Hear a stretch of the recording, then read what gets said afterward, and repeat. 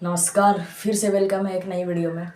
आज हम लोग भारत के संविधान की उद्देशिका को समझने वाले हैं। जो आजकल तो सब कोई बस रट्टा मारते हैं, हम भारत के लोग, भारत को एक, लेकिन इसके एक एक वर्ड में इतनी डीप मीनिंग छुपी हुई है जिसको अगर हम लोग समझ लें तो हम लोग अपने पूरे कॉन्स्टिट्यूशन के स्ट्रक्चर को समझ सकते हैं, क्योंकि it is a prelims of constitution. ये हमारे संविधान का जो है प्रस्तावना, जो एक उद्देशिका, जो एक स्तंभ है। जैसे कोई भी सब्जेक्ट कोई भी बुक स्टार्ट करने से पहले उसके पीछे एक विषय सूची रहती है, एक चैप्टर नेम रहता है, वही समझ लिए ये है उद्देशिका। इस उद्देशिका को जो है ऐसे बनाया गया कि इसमें सब कुछ बताया गया कि बस उद्देशिका मतलब हमारे संविधान का उद्देश्य क्या होगा, हमारे भारत देश का संविधान कैसा होगा, वो पूरा वर्णन इस उद्देशिका में किया गया है। तो एक एक करके स्टार्ट करते हैं। इसके वर्ड को ध्यान से हम लोगों को डीपली अंडरस्टैंड करना है। सबसे पहले हम भारत के लोग, ये क्यों बोला गया हम भारत के लोग?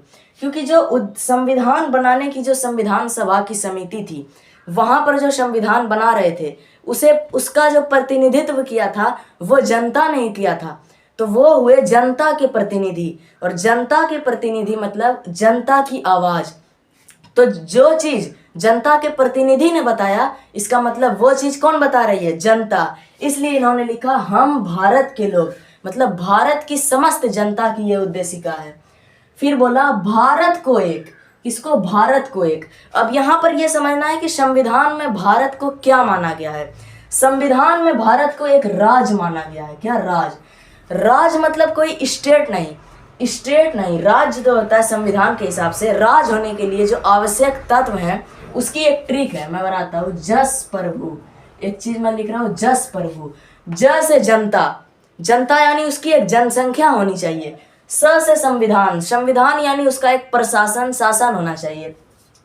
प्र से आपका होना चाहिए, जस प्रभु, हाँ। उसके बाद आपका भूमि क्षेत्र होना चाहिए। क्या होना चाहिए? भू से होना चाहिए भूमि यानी क्षेत्र। और ये जो प्र है इसका मतलब होता है प्रभुत्व, संप्रभुता। किसी देश की संप्रभुता होनी चाहिए। तो जनसंख्या यानी जनता मतलब उस देश में पॉपुलेशन हो। फिर है संविधान मतलब उस देश का एक संविधान हो, एक शासन हो। और भूमि मतलब उस देश का एक एरिया हो, क्षेत्र हो। लेकिन एक वर्ड है प्रभुत्व, ये यहाँ पर भी लगा हुआ है, प्रस्तावना में भी। संप्रभुता का अर्थ होता है वो देश अपने आंतरिक और बाहरी फैसलों के लिए पूर्णतः स्वतंत्र हो, यानी किसी का गुलाम नहीं हो। हमको जो फैसला लेना है वो खुद से अगर कर सके तब वो कहलाता है एक राज। संविधान में एक राज कहलाता है। और आप लोगों को पता है राष्ट्र किसे कहते हैं? तो भारत क्या क्या है? भारत एक देश है, भारत एक राज्य है, और भारत एक राष्ट्र है। कैसे? कि जब उस देश की जनता को बिना किसी भेदभाव के अपने देश से प्रेम हो जाए तब इसे हम लोग कहते हैं राष्ट्र। तो ये राष्ट्र भी है भारत, क्योंकि हम सभी को पता है कि गर्व है, हम लोग भारतीय हैं, इसलिए भारत एक राष्ट्र भी है। और भारत एक देश कैसे है? क्योंकि जिसकी भूमि और जनता के अंदर एक निश्चित राजनीतिक सीमा हो, एक भौगोलिक सीमा हो, तब वो जो भूमि है वो एक देश कहलाती है। तो भारत एक देश भी है। और भारत एक राज क्यों है? क्योंकि पूरा संविधान इस राज वर्ड पर ही टिका है। गणराज, संघराज। तो भारत एक राज्य है संविधान में, क्योंकि इसके पास संप्रभुता है, जनता है, शासन है और भूमि है। तो ये हो गया भारत से संबंधित। तो ये था हम भारत के लोग, भारत को। अब भारत यानी ये जो राज है इसको हम लोग क्या बनाना चाहते हैं? एक यानी एकता, पूरे भारत की अखंडता, यानी हम इसे तोड़ना नहीं चाहते, एक करना चाहते हैं। एक संपूर्ण प्रभुत्व संपन्न, इट इज 3 वर्ड। संपूर्ण, संप्रभु, संपन्न। संपूर्ण प्रभुत्व संपन्न। संपूर्ण मतलब फुल्ली, पूरी तरीके से। संपन्न मतलब पूरे तरीके से संपन्न होना चाहते हैं हम लोग। और प्रभुत्व मतलब ये थोड़ा मतलब आपको समझने का वर्ड है। संप्रभुता या प्रभुत्व किसे कहते हैं? जब कोई देश अपने आंतरिक और बाह्यतम फैसले के लिए पूर्णतः स्वतंत्र हो। यानी भारत एक देश है तो ये संप्रभु कैसे है? ये अपने अंदर के फैसले के लिए स्वतंत्र है कि मेरा जो नोट चलेगा वो रुपया चलेगा, इस पर ये छपा रहेगा, इतने 100 का नोट चलेगा। ये अंदर कोई इस पे दबाव नहीं है। बिहार अगर नोट बंद हो जाए भारत में तो बिहार इस पर यह दबाव नहीं बना सकता कि बिहार में अपना अलग नोट चलेगा। नहीं, पूरे भारत के लिए एक नोट चलेगा, यानी आंतरिक रूप से एक फैसला, एक स्वतंत्र हुआ। और बाह्यतम रूप से जैसे किसी दूसरे देश पे अटैक करना है, कहीं जाना है समिट में, तो उसके लिए बिहार से नहीं पूछने आएगा कि हम जाएं कि ना जाएं, उसके लिए भी स्वतंत्र है कि हमको रूस के साथ रहना है कि अमेरिका के साथ रहना है, यानी अपने बाहरी फैसलों के लिए भी पूरे तरीके से स्वतंत्र है। जब हम इंग्लैंड के अधीन थे, यानी ये संविधान सभा तो 1946 की बात है इस प्रारूप का, तो जब हम गुलाम थे तब हमारा फैसला इंग्लैंड में होता था कि भारत प्रथम विश्व युद्ध में शामिल होगा, द्वितीय विश्व युद्ध में शामिल होगा, इसका फैसला कौन करेगा? इंग्लैंड का कोर्ट करेगा। लेकिन अब हमें किस युद्ध में शामिल होना है, किस में नहीं होना है, इसके लिए भारत पूरी तरह से स्वतंत्र है। अब सारा फैसला संसद करेगी, भारत करेगी। इसलिए भारत जो है आंतरिक और बाह्यतम दोनों रूप से स्वतंत्र है। इसे ही हम बोलते हैं संपूर्ण प्रभुत्व, संप्रभुता, और संपन्न पूरी तरीके से हम संपन्न हैं। उसके बाद हमारा संविधान जो है, फिर नेक्स्ट एक दो वर्ड है, पहले मुझे बोलने दीजिए। हम भारत के लोग भारत को एक संपूर्ण प्रभुत्व संपन्न, उसके बाद है लोकतंत्र, समाजवादी, पंथ निरपेक्ष और लोकतंत्रात्मक गणराज्य। ये सब वर्ड समझिए। समाजवादी विचारधारा क्या है? जब किसी देश में उस देश की जनता, उस देश की समाज को बराबर अधिकार देते हुए उसका अधिक से अधिक कल्याण और विकास करने के लिए ध्यान दिया जाए, तब ऐसी व्यवस्था को समाजवादी व्यवस्था कहते हैं। जैसे भारत में मुफ्त शिक्षा, सरकारी स्कूल है, सरकारी अस्पताल है, इंडियन रेल राष्ट्रीय है, सरकारी है, यानी इस भारत में कैसी व्यवस्था है? समाज के लिए सब कुछ हो रहा है, अपने स्वार्थ के लिए ना होकर समाज के कल्याण के लिए हो, तो इसे हम कहते हैं समाजवादी। उसके बाद अगला वर्ड है पंथ निरपेक्ष। पंथ निरपेक्ष का अर्थ होता है धर्म निरपेक्ष, यानी भारत का कोई राजकीय धर्म नहीं है। भारत में सभी को किसी भी धर्म को मानने की एवं उसका प्रचार करने की स्वतंत्रता है। भारत में किसी धर्म को राजकीय धर्म का दर्जा प्राप्त नहीं है। कोई ये नहीं कह सकता कि भारत एक हिंदू राष्ट्र है या भारत एक मुस्लिम राष्ट्र है। भारत क्या है? पूरी तरीके से भारत का संविधान कैसा होगा? पंथ निरपेक्ष और धर्म निरपेक्ष होगा। ये एक वर्ड। अब अगला वर्ड जो दो वर्ड है बड़ा ही इंपॉर्टेंट है, लोकतंत्रात्मक गणराज्य। लोकतंत्रात्मक गणराज्य यानी भारत की जो शासन व्यवस्था है वो लोकतंत्र है, और लोकतंत्र होने का अर्थ है कि यहाँ जो प्रतिनिधि होगा ना, यहाँ जो जनता का जो करेगा प्रतिनिधित्व या ये बोलेंगे जो शासन का संचालन करेगी सरकार। और इसको हम अच्छे से बोल सकते हैं जो भारत के संविधान का वास्तविक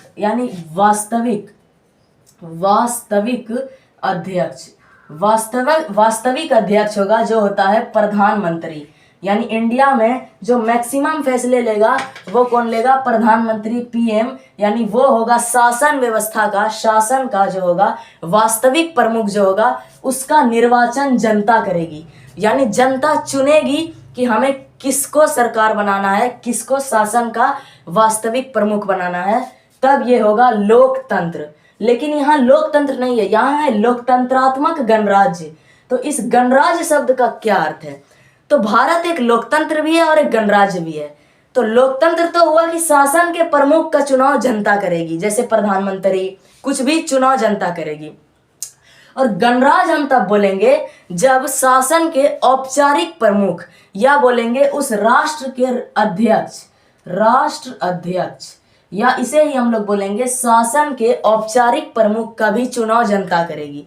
अब ये कौन है? तो हमारे लिए जो शासन का औपचारिक प्रमुख या जो राष्ट्र अध्यक्ष है वो है राष्ट्रपति। यानी इसके सिग्नेचर के बिना कोई भी फैसला नहीं लिया जा सकता है। प्रेसिडेंट के सिग्नेचर के बिना कोई बाहर से आ रहा है, कोई जा रहा है, सारा सिग्नेचर किसका होगा? राष्ट्रपति का होगा। और इस राष्ट्रपति को भी कौन चुनेगी? तो निर्वाचन होगा, यानी इस राष्ट्रपति का भी चुनाव होगा। ये समझ ली, राष्ट्रपति एक राजा टाइप के, पहले का राजा क्या होता था? वंश पर था कि इसका बेटा इसका ऐसे राजा बननेगा। लेकिन भारत का संविधान क्या कहता है? गणराज्य। मतलब भारत का जो राष्ट्रपति होगा, जो पुराने राजा के समान लगभग है, अब शक्तियां कम है, तो उसका भी क्या होगा? चुनाव होगा, निर्वाचन होगा। और भारत का जो मेन अध्यक्ष है प्रधानमंत्री, उसका भी चुनाव होगा। इसलिए भारत लोकतंत्र और गणराज्य दोनों है। तो अब अगला पॉइंट है क्या है? समाजवादी, पंथनिरपेक्ष, लोकतांत्रिक गणराज्य बनाने के लिए तथा उसके समस्त नागरिकों को यानी भारत के सभी नागरिकों को, जितनी पूरी जनता है उसको हम लोग क्या क्या चीज दिला रहे हैं। तो यहाँ 3 वर्ड इंपॉर्टेंट है, मैं एक बार हाईलाइट करता हूं। एक है न्याय और एक है स्वतंत्रता, एक है स्वतंत्रता और एक है समता, एक है समता। न्याय, स्वतंत्रता और समता। तो भारत के समस्त नागरिकों को 3 प्रकार की न्याय मिलेगी, सामाजिक, आर्थिक और राजनीतिक न्याय। सामाजिक, आर्थिक और राजनीतिक न्याय यानी कि समाज के जो भारत को सभी को आर्थिक न्याय यानी कोई भेदभाव नहीं होने वाला है यहाँ की कौन गरीब, सबको समान अधिकार। राजनीतिक न्याय, कोई भी चुनाव में खड़ा हो सकता है, सभी को साझीदार बनाया जाता है सत्ता में बराबर के साथ। और सामाजिक न्याय, समाज में सभी को न्याय मिलेगा, तो इसे कहेंगे सामाजिक, आर्थिक और राजनीतिक। तीनों प्रकार की न्याय मिलेगी। और भारत की इस न्याय वर्ड में न्यायपालिका को स्वतंत्र रखा गया है, यानी न्यायपालिका किसी के अधीन नहीं है कि कोई उस पर प्रेशर नहीं बना सकता कि सरकार जो बोलेगी वही कोर्ट फैसला देगा, नहीं। न्यायपालिका पूरी तरह से स्वतंत्र है। तो ये 3 वर्ड। अगला 3 वर्ड है न्याय और विचार, अभिव्यक्ति, विश्वास, धर्म और उपासना की स्वतंत्रता। स्वतंत्रता कितने प्रकार की मिली है? 5 प्रकार की। विचार, अभिव्यक्ति, विश्वास, धर्म और उपासना। विचार, कोई भी व्यक्ति अपने विचार को प्रकट करने के लिए स्वतंत्र है। किसी का मुंह सरकार नहीं बंद कर सकती कि अगर सरकार कोई गलत कानून ला रही है तो सबको स्वतंत्र है इस कानून के में अपना विचार रखने का कि क्या ये कानून सही है, क्या ये गलत है।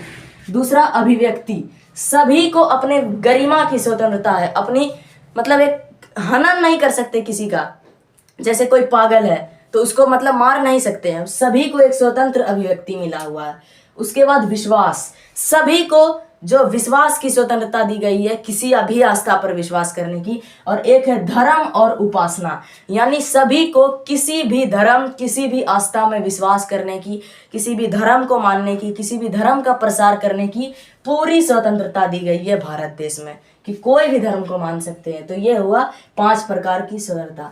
अब दी गई है 3 प्रकार की समता, प्रतिष्ठा और अवसर। 2 प्रकार की समता, प्रतिष्ठा और अवसर की समता।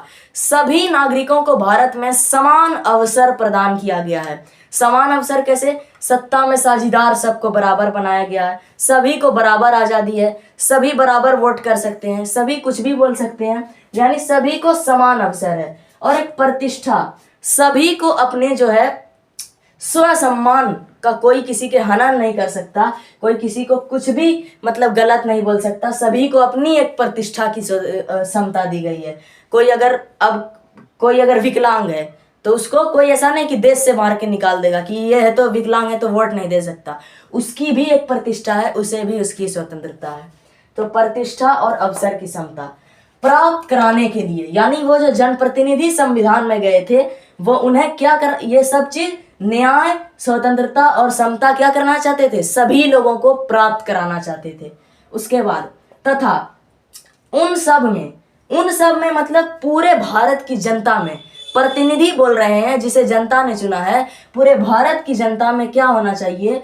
प्रत्येक व्यक्ति की गरिमा, राष्ट्र की एकता, अखंडता सुनिश्चित करने वाली बंधुता होनी चाहिए। तो एक वर्ड इधर आया बंधुता, तो अभी इस पे आते हैं। बंधुता बढ़ाने के लिए हम लोग क्या करेंगे कि व्यक्ति की गरिमा, सभी व्यक्ति की एक गरिमा है कि अगर कोई कमजोर है तो कोई जबरन, मतलब ऐसा नहीं कि आपके पास ताकत नहीं, जबरन आपसे अत्याचार होगा, यानी कोई अत्याचार नहीं कर सकता, सभी को अपनी स्वतंत्र व्यक्तिगत गरिमा मिली है। उसके बाद राष्ट्र की एकता मतलब मैंने बोला कोई राष्ट्र तब बनता है जब वो देश बिना किसी भेदभाव के सभी लोग अपने राष्ट्र से प्रेम करते हैं। यानी ये भी बता दिया गया कि भारत एक राष्ट्र भी है, यहाँ राष्ट्रवाद की भी भावना होनी चाहिए।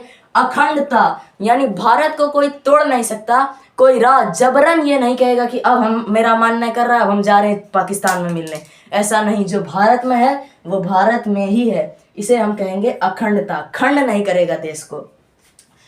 ये 3 चीज सुनिश्चित कराना है, किन में? उन सब में, मतलब जनता में सुनिश्चित कराने वाली बंधुता बढ़ाने के लिए। बंधुता मतलब होता है भाईचारा, बिना किसी प्रकार के धार्मिक, जातिगत, भाषा, सांस्कृतिक किसी भी प्रकार के भेदभाव के बिना उन सभी को समान अवसर दिया गया। मतलब महिला पुरुष, कहीं बिहार का, यूपी का, काला गोरा, कोई भेदभाव नहीं किया गया, सबको समान तरीके से अधिकार दिया गया। तो उनमें क्या आई, बंधुता आई, यानी सबको एक जैसा है।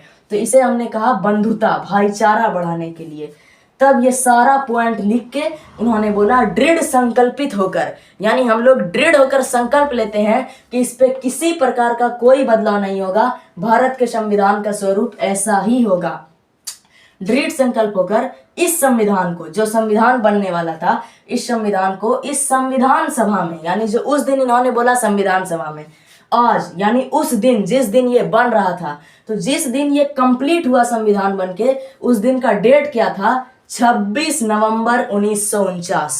भारत में संविधान लागू कब हुआ है, तो 26 जनवरी 1950। परंतु भारत के संविधान पूरा कब हुआ, बनना कब, तो 26 नवंबर 1949 के दिन भारत का सर्वनिर्मित संविधान जो था वो बनकर तैयार हो गया।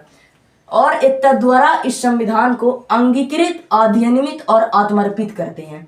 यानी कि 26 जनवरी 1950 के दिन जो भारत के संविधान को लागू कर दिया गया, अंगीकृत कर दिया गया, यानी स्वीकार, एक्सेप्ट कर लिया गया, अधिनियमित यानी सभी के लिए लागू कर दिया गया, आत्मर्पित यानी कोई बदलाव नहीं होगा, सदैव के लिए संविधान को लागू कर दिया गया। तो ये पूरा हमारे संविधान की उद्देशिका, प्रीलिम्स ऑफ कॉन्स्टिट्यूशन, भारतीय संविधान की प्रस्तावना था। इसका एक एक ऐसे बहुत ज़्यादा स्टैंडर्ड लैंग्वेज का यूज़ हुआ है, जिसे हम लोग बड़े आराम से रट लेते हैं कि हम भारत के लोग, भारत को एक, इस तरीके से करके रट लेते हैं। तो ऐसा नहीं करना है, पूरा अच्छे से एक एक वर्ड को समझना है कि यहाँ पर भारत का क्या अर्थ है, संपूर्ण, संप्रभुत्व, संपन्न क्यों बनाना चाहते हैं, समाजवादी क्या है, पंथ निरपेक्ष क्यों रखेंगे, लोकतंत्रात्मक गणराज्य क्यों बोला गया है इसमें। ये सारे वर्ड को समझेंगे तब हम अपने संविधान को समझ सकते हैं। तो I hope, thanks for watching this.